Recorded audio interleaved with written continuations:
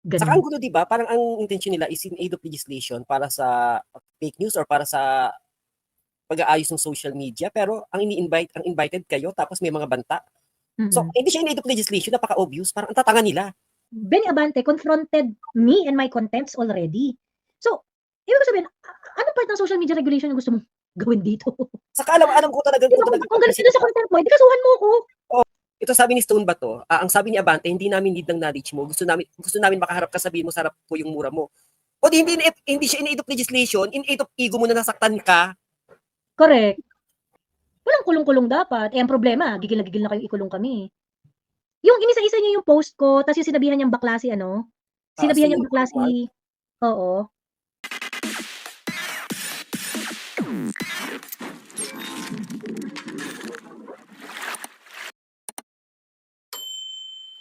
So yun, ano pa ba ang mga kailangan nating balikan? Ano pa bang mga dapat nating pag-usapan doon sa TRICOM hearing? Well, eto nga 'no, si Barber salita rin ng salita tungkol sa tax compliance ng ano, mga vloggers. Yung sa tax compliance naman ng mga vlogger, hindi naman namin maiiwasan yan, eh. Kailangan din talaga bilang isang responsableng citizen, kailangan mo talaga mag-file ng taxes mo. So parang it is not as if hindi yan gagawin or hindi. Eventually, that has to be complied with, ganyan. So ano yun, ngayon kung kunwari merong mga hindi nag-comply, di pag-complyin niyo, magbabayad sila ng tax. Eh ngayon, kapag compliance na yung tinutukoy ninyo pagdating sa pagbabayad ng tax, dapat gawin niyo yan sa lahat ng content creator, hindi lang sa mga political content creators. So dapat magkaroon na kayo ng crackdown doon sa mga pinakamayayaman na content creator and make sure that they are paying their taxes accordingly. Ganon. If itong si Barbers, ang gusto lang niyang makita ay tax payment ng mga political content creator, eh may problema ka po dyan, may problema po tayo dyan. Kasi ibig sabihin, tina-target nyo kami. Sabi ni, hi Mami Laika, also di ba mo pwedeng kasuhan si Barbers kung di niya mapatunayan na narco and pogo funded kayo? Well, actually, I'm seriously exploring that option. Kasi, sa totoo lang, ako ngayon ko lang sasabihin to publicly ha. Ako, I'm losing opportunities dahil sa pag-vlog ko. I'm really losing opportunities. Meron akong job application that I was able to complete everything. Compliance work to kasi nasa compliance naman talaga ako eh. Na-complete ko na siya. Pirmahan na lang ng kontrata, meron ng job offer, ganyan-ganyan. So nag-agree na ako, tinanggap ko na yung terms, ganyan-ganyan. And then pagdating doon sa actual na pirmahan ng kontrata, bigla silang nag-pull out. And I think it has something to do with me making political contents. I am losing a lot. I'm losing opportunities dahil dito sa ginagawa ko. Pagkatapos itong si Ace Barbers, ipagkakalat mo na kami ay mga ilang beses mong sinabi ito noong early November, December, and January. And up until doon sa doon sa mga recent interviews mo. You are talking about narco vloggers, pogo paid vloggers, kineme. Pagkatapos yung mga pangalan namin na mga Duterte-aligned vloggers nakabalandra. Kasama yun sa online footprint namin.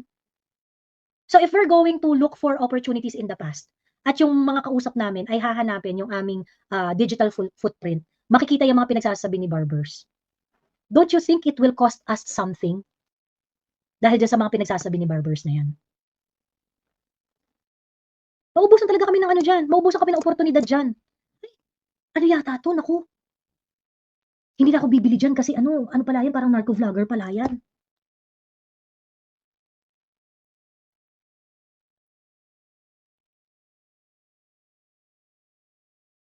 Diba? So yun. So talaga ina-explore talaga. Ako ina-explore ko talaga yung mga ganong klaseng options. Problema kasi si Barbers, akala niya kasi Mami, like, akit ka nga.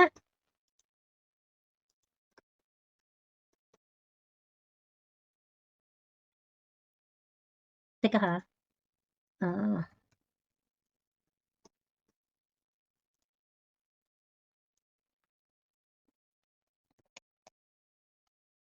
Ayan.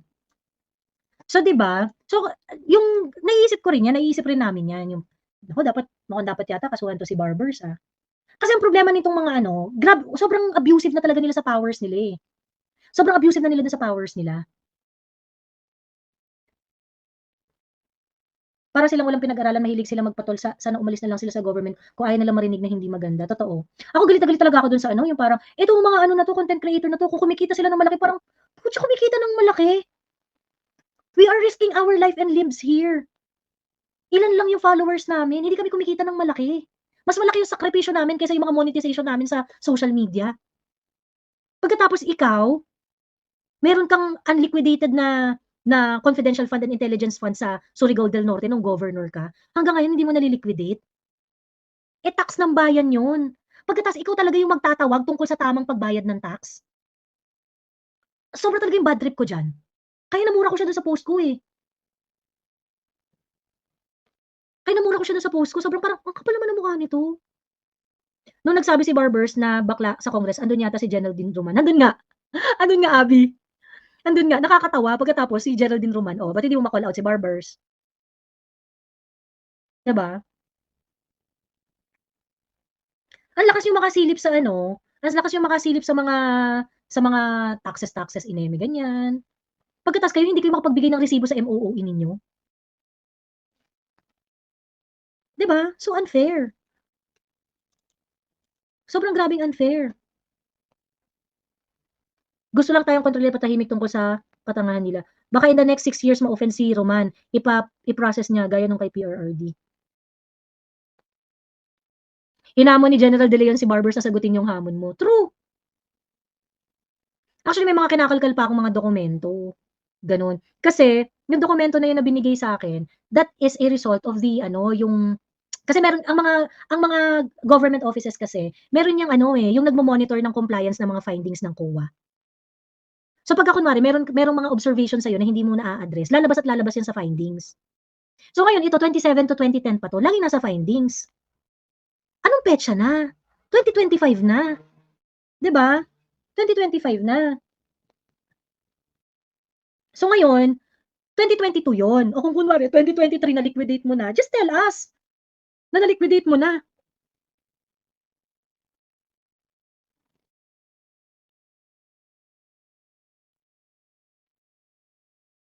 Press release nila is to gain knowledge from you guys in aid of legislation, pero kitang-kita mo sa kanila yung pikon na hindi pa rin sila makaganti kasi hindi sila sinisipot, sabi ni Queen Bee. Eh, 'di ba sabi ni ano, 'di ba sabi ko nga I have no knowledge kasi hindi naman ako paid ng mga drug lords at hindi naman ako paid ng pogo. 'Di ba ngayon yung sabi ko? Anong sabi ni Benny Abante? Anong share knowledge? Hindi yung knowledge mo ang kailangan namin dito, yung pinost mo. 'Di ba 'di ba yun yung sabi sa akin ni Benny Abante? Ayun. Hi, Mami Laika. Hi! Kakaloka. Ayan, Pero ayan. naaano lang ako kasi medyo malala na talaga yung tas public servant sila ha. So yung mga sinasabi nila in the future, kung hindi naman mapatunayan at hindi kayo ma-vindicate at halimbawa mabitin lang yan sa ere, malaking impact sa inyo yun kasi parang digital footprint mo na yun, eh. Tapos gamit Oo. ano, sa public figure, 'di ba? Parang tas kayo private citizen. So dapat panagutan nila yan, yung sinasabi nila. It's either patunayan nila talaga or kung hindi nila mapatunayan, dapat managot sila. Mm. Totoo. 'Di ba pinagkalat niyo na ng bonggang-bongga? Pagkatapos yung because of what they're doing, yung, ano 'no, yung mga tertiary information na kumakalat, "Ay, ano 'yan, yung mga narco vlogger." 'Di ba parang naging halos ano na, ginagamit na ng kung sino-sino yung narco vloggers, yung mga Duterte vloggers. Yung 40 na pinublish nila ng mga vloggers na pangalan ng mga vloggers na by the way, dalawa dun ay ano, hindi naman Duterte aligned vloggers. Ayun. Ate Joey, naghamon si Ate Cathy Binay sa Tricom. Ayun. Hindi ko alam, hindi yata nila sinagpina si Ate Cathy, eh. Hindi nila sinagpina, pero pinadala din nila ng invitation 'yan tsaka siyempre pinublish din yung pangalan niya, gano'n. So yung 37, hindi lahat kayo may subpoena. Ang binigyan lang ng subpoena 11, Bakit gano'n? hindi ko rin alam. Kasi ganito,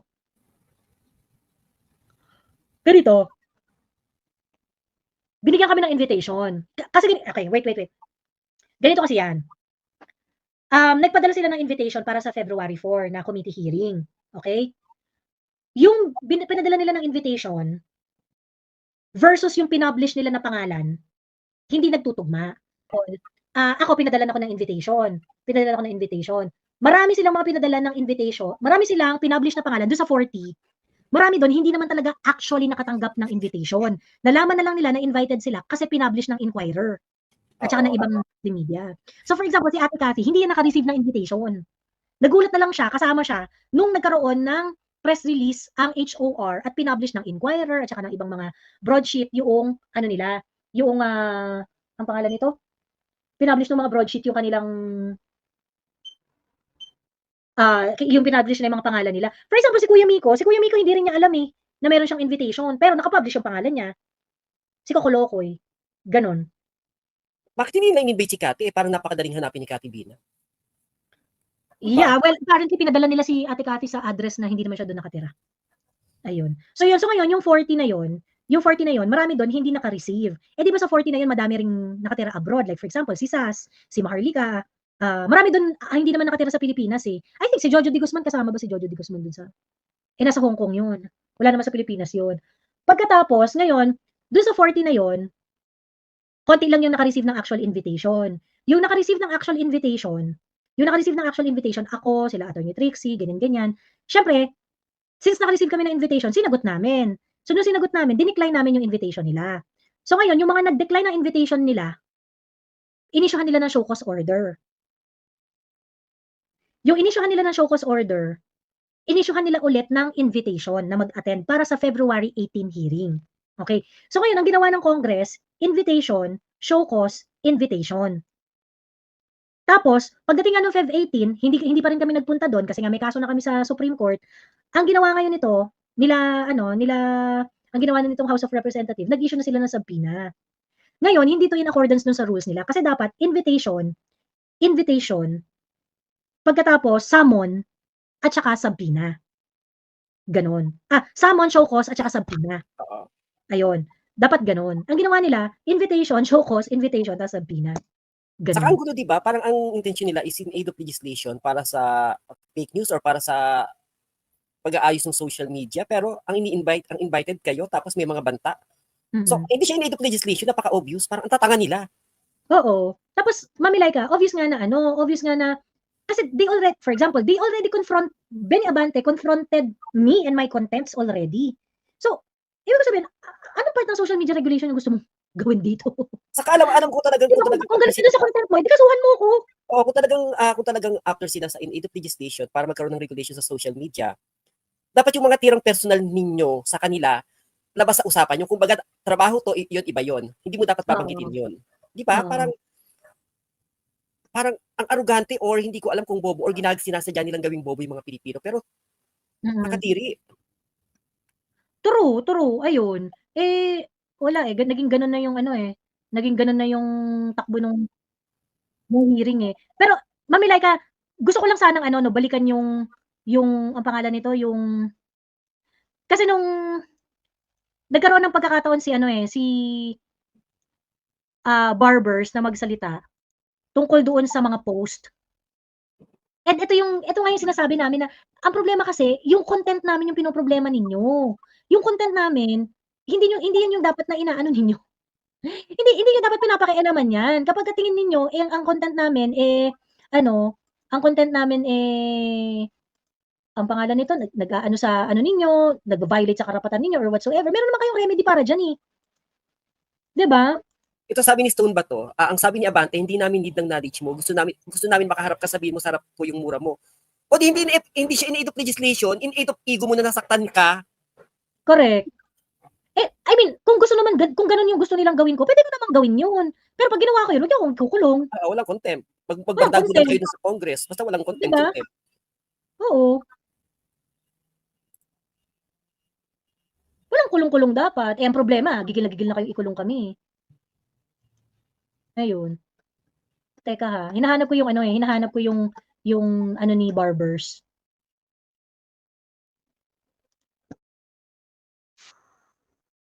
Ito na. Inano pala nila. Ayan. Very good! Buti na lang hiniwalay niyo tong video na to. Ito nakakaloka. Kasi, this is prior restraint show. Ito, Mami Laika. Do things eh. Then it's not. I'm just stating this for the record that I just received this picture. Thank you, Mr. Chair. Hindi rin pala ako nag-iisa. Jennifer De Baling, pwede kang umakyat dito. Bilis. Pwedeng umakyat. Ayan. Ito na, bubuksan ko na ang tindahan. Actually, kanina pa may link dyan. Ay, bakit si Jennifer? Sabihin niya Palag ka, Jennifer. Bilis. Palag.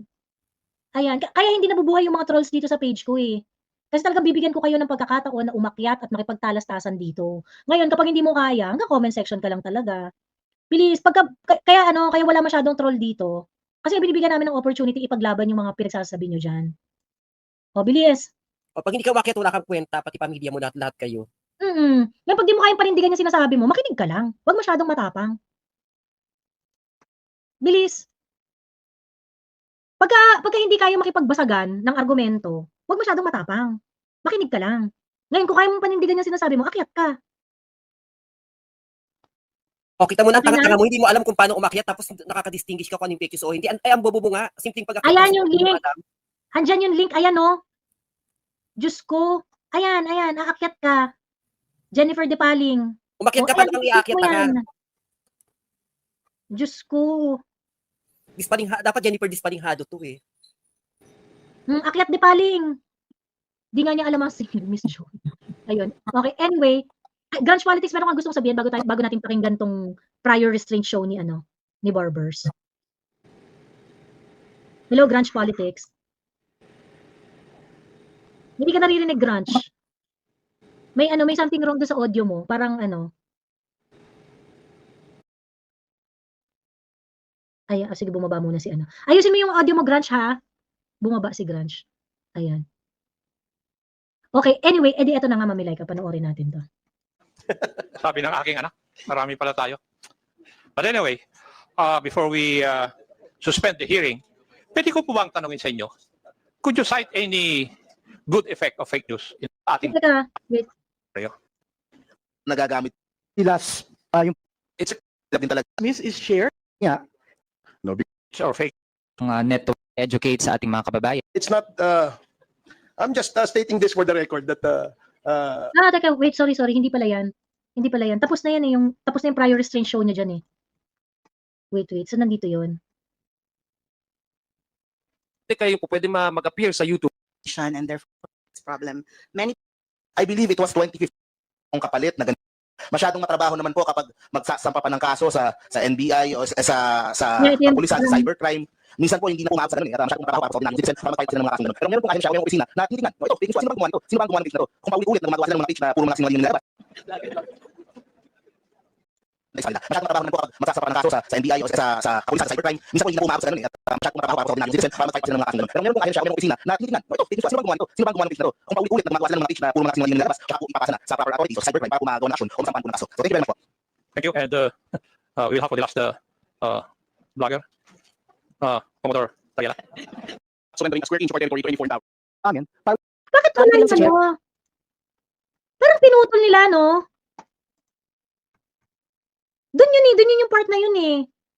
Yung inisa-isa niya yung post ko, tapos yung sinabihan niyang bakla si Sinabihan niyang bakla si... Oo. Feeling senador na mo. Nalaloka ako doon sa yung parang reasonin yung isa na kasi pag ganyan maraming matrabaho, parang trabaho niyo yun eh. Oo, correct. Anong gusto niyo gawin? Paano regulation yung gusto ninyo? Parang kung magre-regulate, sino yung magre-regulate? Sino yung maaatasan ninyo? Kung ayaw nyo gawin yung trabaho. Simple lang naman, pag may nakita kayo, ay di magreklamo, actionan ninyo. Kung sabihin nyo maraming matrabaho, ganun talaga. Pinagkakakitaan din ng gobyerno yung social media, may tax din yung monetization nito. True. Ayun. Tsaka kasi, yun nga, parang hindi yung understanding nila sa social media, sobrang limited. Mami Laika, hindi nila naiintindihan what's going on sa social media. Alam mo, Hindi tama si nila yung monetization policy, hindi nila, sobrang limited talaga ng alam nila. Or nagli-limit. Kasi tulad ni Tariela, active na active sa Twitter, tapos hindi siya maalam sa social media. Parang, Oo. Si Tariela, din eh, yung, problematic din yung mga stand ni Tariela kasi parang he speaks about opinion ko parang bakla, government official ka, walang space yung opinion mo when we are talking about your official function. Para kanino ka nag-uopinion, 'di ba? Ano yung stand ng Philippines dito sa issue na to? Who's paying you? Hindi ka binabayaran para sa opinion mo.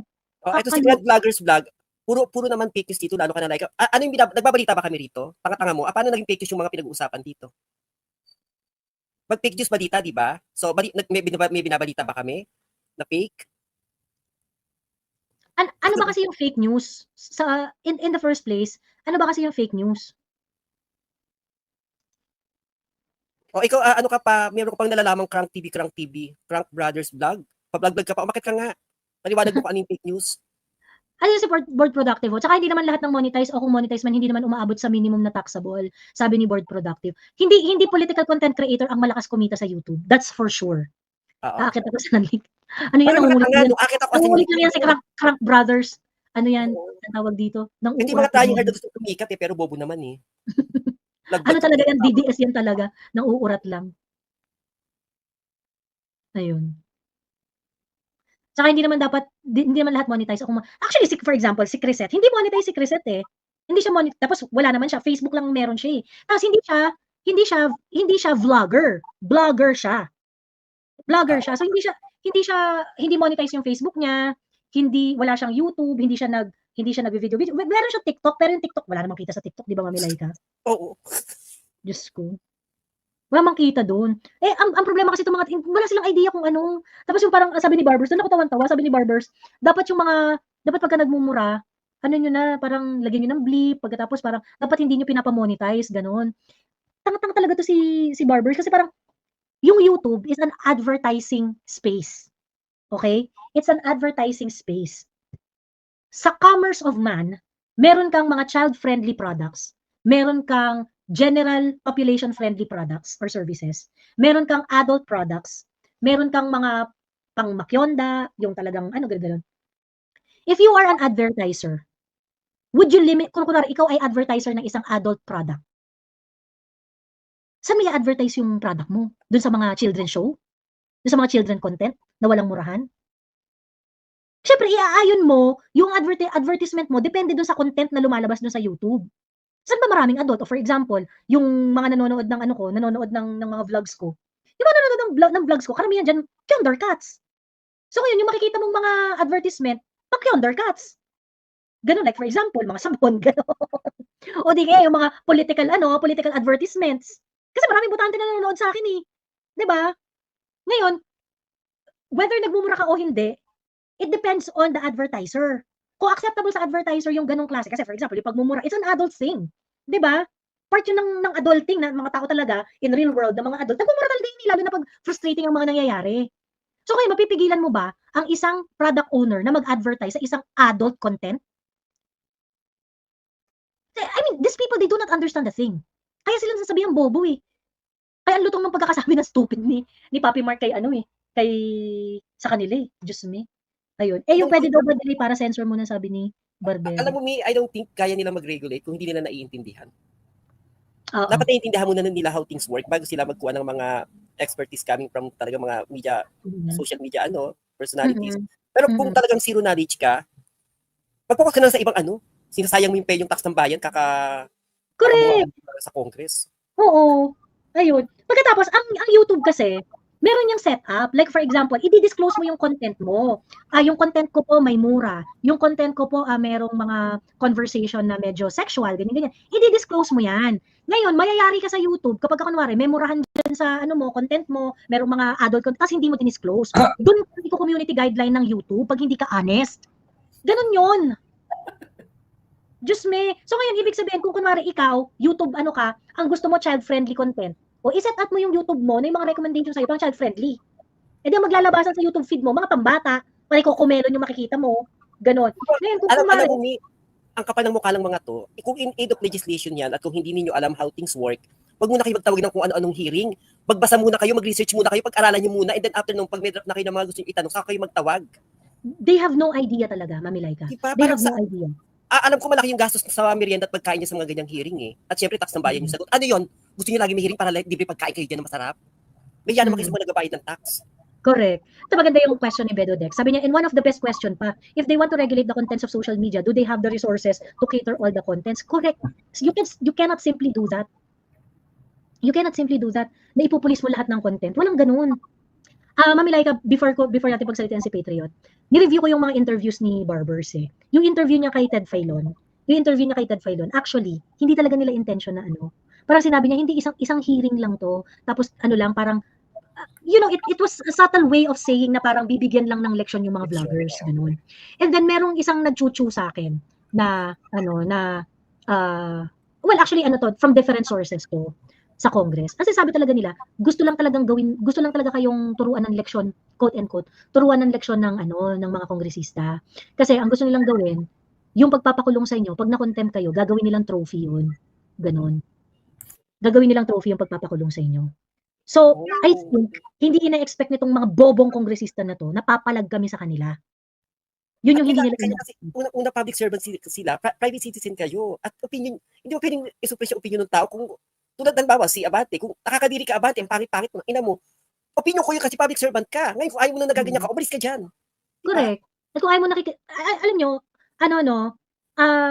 pwede sana kung ganito yung parang sabihin nila na, kasi naman kayong mga vloggers, ang harsh nyong mag-comment sa amin. Pwede bang anuhin ninyo? Pwede, sasagutin naman namin kayo if you're going to ask nicely. Baka pwede naman i-tone down nyo ng onte, ganyan-ganyan. Alam mo sa totoo lang, I can appreciate that response more eh. I can appreciate that response more. However, ito kasi yung problema. 2 taon na namin kayong kinikriticize kayo mga putang ina ninyo. 2 years na kaming salita ng salita, 2023, 2024. Pero hindi nyo sinasagot yung criticism namin sa inyo. Kaya harsh na kami sa inyo. Kaya pinagmumura na namin kayo. Kasi para kayong tengang kawali. Nevertheless, gayunpaman, kung ang naging reaction nitong mga bakulaw na to, kasi Joey, sobra naman kayo makakriticize. Daut-dautin nyo naman kami. Kaya parang hindi na namin kayo masagot kasi hindi na namin makain yung mga sinasabi ninyo eh. If had the response was that, sa totoo lang, I would have listened. And well, kasi pasensya na po kayo kasi hindi nyo nasasagot yung mga tanong namin eh. Kung sinasagot yung mga tanong namin prior, hindi kami umaabot sa mumurahin namin kayo mula ulo hanggang paa. Yung mga pukin ng ina ninyo, hindi kayo nagre-response. Kagaya na itong 39 million na utang ng asawa mo Ace Barbers. At tagal namin fino-float yan ha. Dead ma. Nag-respond ka ba? Sasabihin Dead ka ma fake ka. news. Sasabihin fake news. Kung fake news, sagutin ninyo. Fake news siya kasi ito yung totoo. Sagutin ninyo. Ba't hindi nyo sinasagot? And ako kasi nagkakilala kami ni Mami Joey sa TikTok. Totoo yung sinasabi ni Mami Joey, di ba pag may mga bumabaga sa atin sa TikTok noon, tapos makipag-usap ng maayos, hinahanap naman natin, minsan nga nagkakasundo-sundo pa tayo. Yung kapag yung tumitira ka, hindi ka sumasagot, paulit-ulit talagang hanggang darating tayo sa murahan. Lalo na kung public servant ka pa, binabayaran ka ng tax ng bayan. Shit, si Kuyang si Kuyang, OMG, is this real? Ano yun? Si Jun Abines? PNP are now seizing my home and my phone. Oh my fucking Lord! What the fuck? Where are we? Ano to? Ano to, Marcelo na? OMG!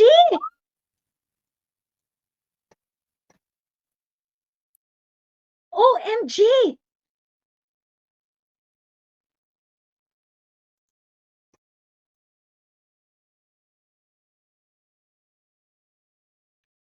Teka lang ha. Teka, tawagan ko si Kuyang EB. Teka ha. Nag-check ako sa page niya, walang nakapost na ano. Ito, Ernest Abines, yan. Siya yan eh, si Kuyang Jun Abines yan eh. Oo.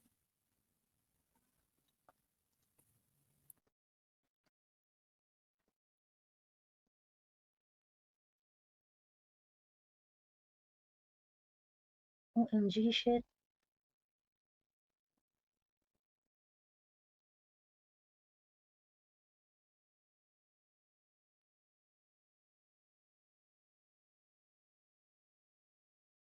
Ayun nga, may post nga siya, Mi. Oo.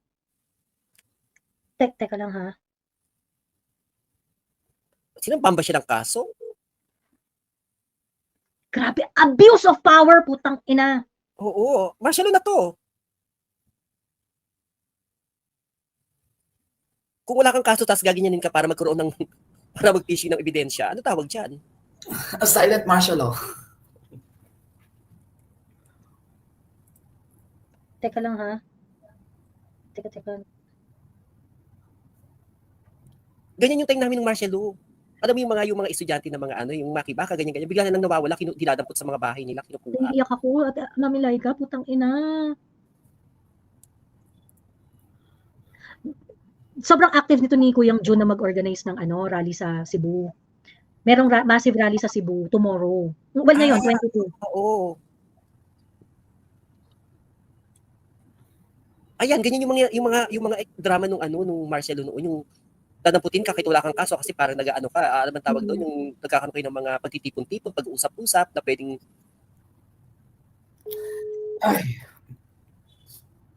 Ina. Ayun, nabutan ko yung gano'n, yung mga gano'ng drama na, ay, dinampot yung ano ni ano kasi ganyan-ganyan, nakita silang ano, naggagawa sila ng mga organisasyon.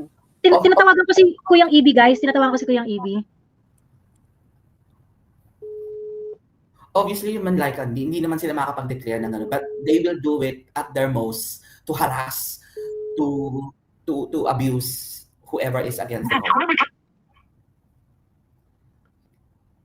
Fuck.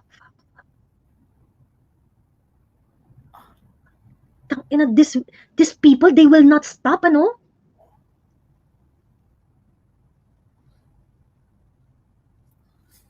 At yung masakit dito kasi pati yung pulis, ano may, parang martial noon, even police and militar, si Ramos saka si Enrique. So parang yung template nila nung naupo sila, ganun yung ginawa nila, pinasok nila yung pulis, kinurap nila pati yung militar, para naging kakampi nila. Oo.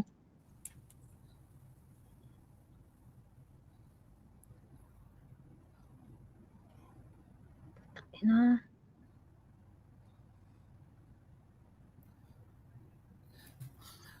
For sure, wala to sa mainstream media. Naiyak ako.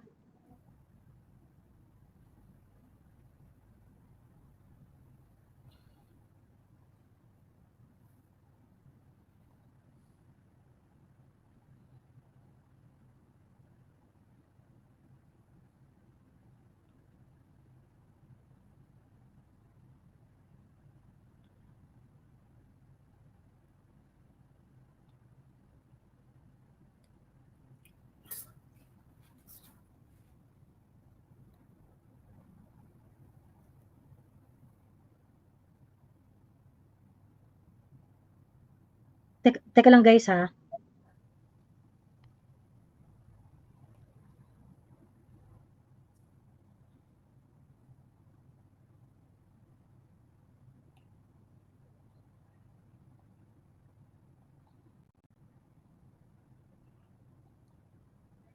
Oh my God.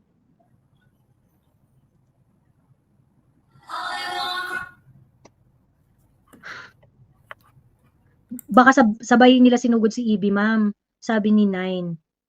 Oo nga eh. Eh, di ba medyo mainit na sa Cebu? Kasi si Pambari 4, kinasuhan din ni Gwen eh, di ba?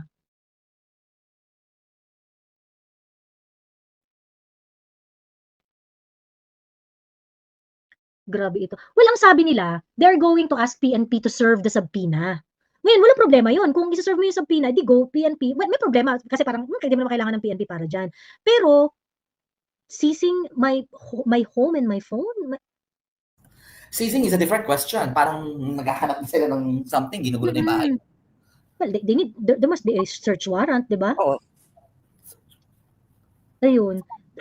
Medyo huge, sobrang huge yung sobrang huge yung gagawin na rally sa Cebu bukas. Huge talaga yung rally na yon. And nakausap ko nga si Kuyang Ibi, sabi niya, alam mo, Joey, hindi ko rin ina-expect na sobrang laki ng response dito para sa rally. Originally, it was scheduled to be on the 25th eh. Dapat nga 25th pupunta ako doon. Kaso naging 22 siya. I do not know, maybe they heard na sobrang magiging malaki nitong rally na to.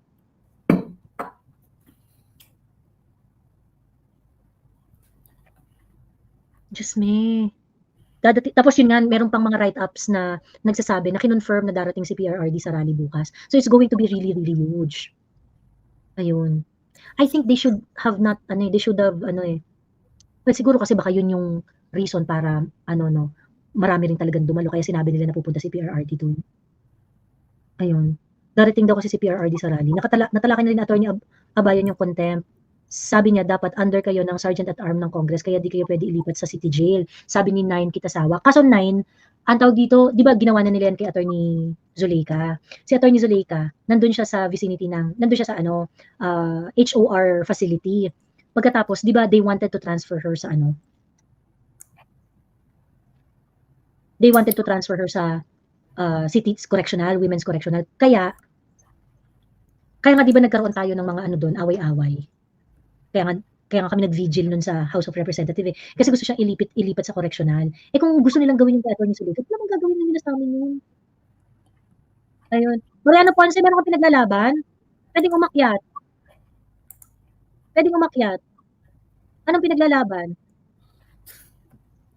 Akyat Mariano Ponce. Kung walang sunod-sunod na walang sense yung comment, ibablock kita ha. Pero ang gusto ko makita yung link. Tapos galingan mo, Mariano Ponce. Ako hindi akit yan. Singaw ng lipunan yan eh. Miss Oh, Joey, dapat may yung mga- may rally sa 23 kaya pinapa-arrest nila kayong lahat. Ayun pa. Yung mga bangag supporters dyan, dapat imbis na nanonood lang, nagsasalita na lang din dito para magkaalaman na. Oo. Alam mo, Mate, yung mga hindi nagigets ng mga bobong supporters ni BBM eh, yung mga troll dito. Kung hindi Ganyan kayo kayo kasi kapag nagkaroon talaga ng martial law, parang even yung martial law noon, darating sa puntong kung sino-sino na lang, konting kibot mo lang, dadaputin ka na. Akala nyo, sa simula, syempre, yung mga nakikriticize, pero eventually, kung sino-sino na lang, basta tamang hinala na, dampot ka na. At hindi mangyari yung kahit hindi ka sa kritiko ng admin. Sabi ni Chayong, okay na po ba kayo na Princess Maui? Hindi po. Kung hindi kayo troll, active kayo sa chat para masaya. Oo. Ayun. Pero hindi naman namin kailangan magpatayan online. Pero kami okay. At I don't think magiging okay pa. Ayun. Pero hindi naman namin kailangan magbanatan online. Bagdagulan. Pwede naman magkasuhan na lang. Diba? Ayun. Yes. Hello, Miss Joy. Hello. Hello, Patriot. Ikaw, go. Ano bang ano mo? Ayun nga, yung pinag-uusapan nyo sa tungkol dun sa monetization na inilalaban ni Barbers. Napakatanga. Eh, Hindi ko get eh. monetization, it takes a lot of process kasi algorithm yan eh. Algorithm yan. So it factors on a lot of reasons and patterns. So yung iniiyak yun na magta-tax, how are you gonna tax something that's based on algorithm? Baka kasi heart eh, di ba? Dapat si heart muna magbayad ng tax.